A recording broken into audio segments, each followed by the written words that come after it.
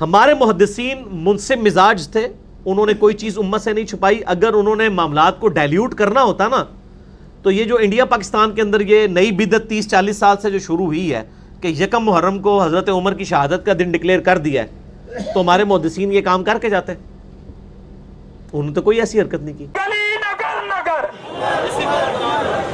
اہل سنت والجماعت نے راولپنڈی اور اسلام آباد میں یوم شہادت عمر فاروق رضی اللہ تعالیٰ عنہ کی مناسبت سے ریلیاں نکالی. اہل سنت والجماعت کے رہنما حافظ نصیر احمد چودھری کا کہنا تھا کہ سندھ حکومت نے گزشتہ سال یوم عمر فاروق پر چھٹی کی، اس سال نہ کر کے مسلمانوں کو منفی پیغام دیا ہے، جبکہ کے پی کے حکومت نے پچھلے سال کی طرح اس سال بھی یوم عمر فاروق پر چھٹی کی ہے، جس سے مسلمان خوش ہوئے ہیں. ہم اس کو عمران خان اور وزیر اعلیٰ پرویز کھٹر کو خراج تحسین پیش کرتے ہیں. تو ان کی خدمات کو خراج تحسین پیش کرنے کے لیے آج کے دن چھٹی کی جائے تاکہ ہماری آنے والی نسل کو پتہ چلے کہ یہ صحابہ اکرام جنہوں نے دین کے لیے قربانیاں دیں وہ کون لوگ تھے. راولپنڈی اور اسلام آباد میں محرم الحرام کی ریلیوں کے موقع پر سیکیورٹی کے سخت انتظامات کیے گئے تھے. یوم عمر فاروق رضی اللہ تعالی عنہ کی مناسبت سے نکالی گئی مختلف ریلیوں میں مطالبہ کیا گیا ہے کہ خیبر پختونخوا کی طرح پورے ملک میں یوم عمر فاروق پر چھٹی کی جائے. آپ اہل سنت کی مین 3 کتابیں ہیں صحابہ کرام کے حالات کے اوپر، ان سے بڑی کوئی اور کتابیں نہیں. نمبر 1 الاستیعاب، امام ابن عبد البر، المتوفا 463 ہجری. نمبر 2 ہے اسد الغابہ، امام ابن اسیر رحمہ اللہ تعالی، المتوفا 630 ہجری. 8000 صحابہ کے حالات زندگی اس میں جمع کیے انہوں نے، اور اسی کی شرح لکھی ہے ابن حجر اسقلانی، المتوفا 852 ہجری.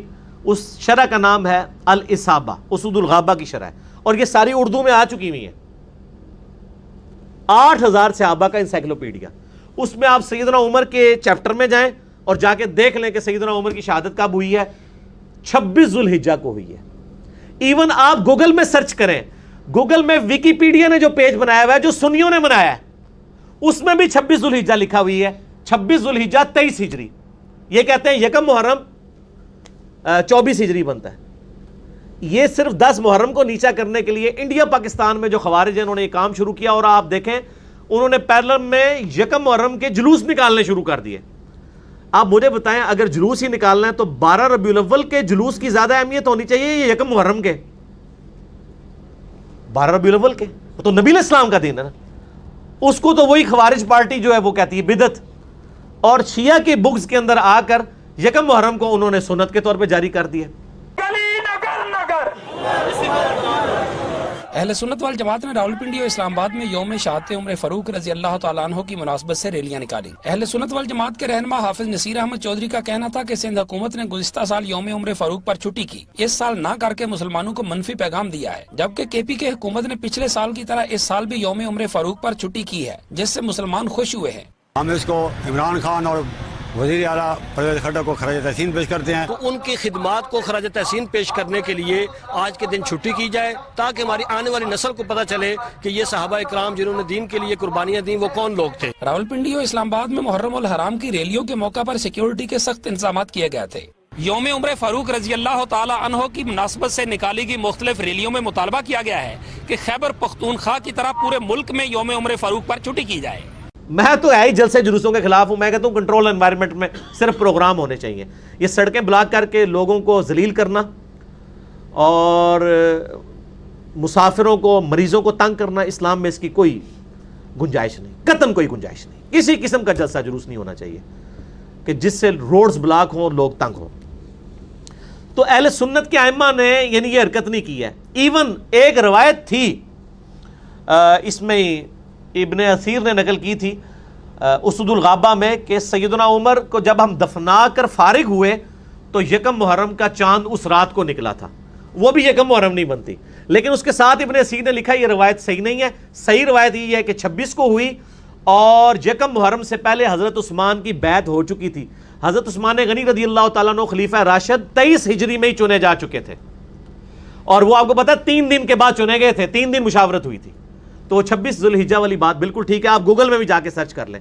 تو یہ میرا تیسرا جواب تھا کہ اگر یہ 2 نمبری ہم نے کرنی ہوتی تو ہم مانتے. ہم تو ڈنکے کی چوٹ پہ کہہ رہے ہیں کہ یکم محرم سیدنا عمر فاروق رضی اللہ تعالیٰ عنہ علیہ السلام کا یوم شہادت نہیں ہے.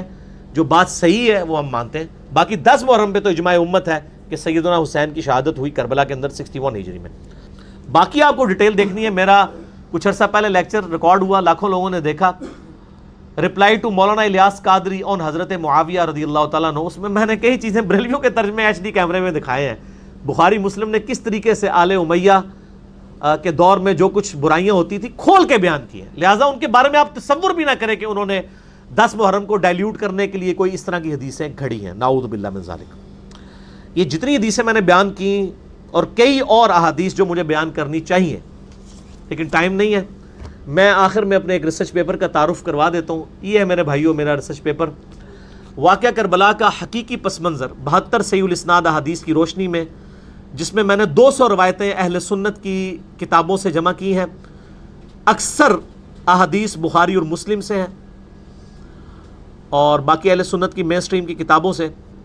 اردو میں بھی ہے، عربی میں بھی ہے، انگلش میں بھی ہے، ہندی میں بھی ہے اور فارسی اور بنگالی میں بھی اس کے اوپر، اور پشتو میں بھی الحمدللہ کام شروع ہو گیا ہے.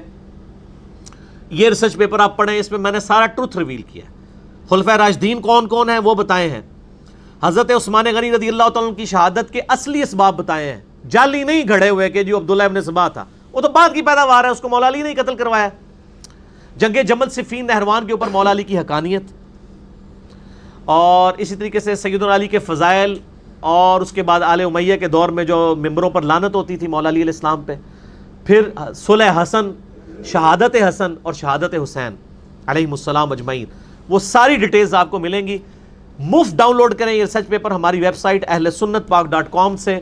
5B ریسرچ پیپر ہے، ریسرچ پیپرز والے پورشن میں واٹس ایپ گروپ میں رابطہ کریں، آپ کو فری بھجوا دیں گے PDF. ہارڈ کاپی بھی پورے ملک کے اندر فری جاتی ہے. باقی بھی ریسرچ پیپرز کی آپ منگوا سکتے ہیں ڈاک کے ذریعے. عثمان بھائی کو کال کریں صبح 9 سے لے کر دوپہر 12:45 تک اور شام کو عصر سے مغرب. اس کے علاوہ ان کو کال نہ کریں، فون بند ہوتا ہے ان کا نمبر ہے +923215900162.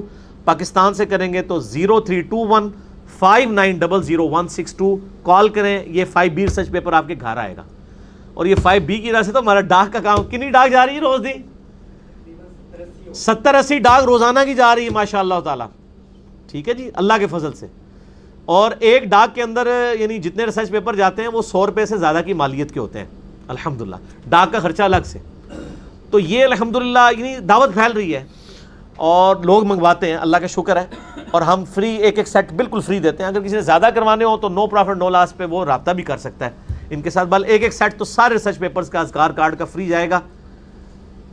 032159000162 لیکن صبح 9 سے لے کر 12:45 اور شام کو عصر سے لے کر مغرب تک.